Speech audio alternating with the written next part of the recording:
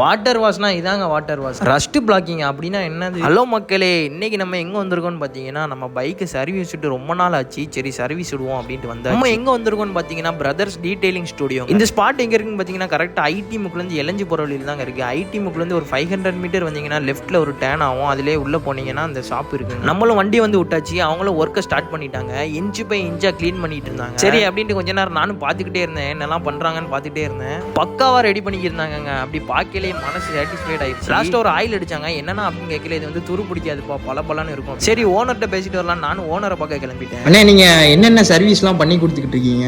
வணக்கம். நம்ம பார்த்துக்கிட்டிங்கன்னா கார் அண்ட் பைக்குக்கு செராமிக் கோட்டிங் பண்ணுறோம். Same car and bike graphite பண்ணுறோம். பிபிஎஃப் பண்ணுறோம். பிபிஎஃப்னு எல்லாருக்கும் தெரியும் நினைக்கிறேன், பெயிண்ட் ப்ரொடக்ஷன் ஃபிலிமு. அப்புறம் ரீசெண்டாக பார்த்துட்டிங்கன்னா பைக்கிலேயே வந்து ரஸ்ட் பிளாக்கர்னு ஒரு கோட்டிங் பண்ணுறோம். இந்த வண்டி அந்த கோட்டிங் தான் பண்ணியிருக்கு. பார்த்தீங்கன்னா அப்புறமா நம்மளும் வண்டியை சரி சுட்டு கிளம்பிட்டோம்.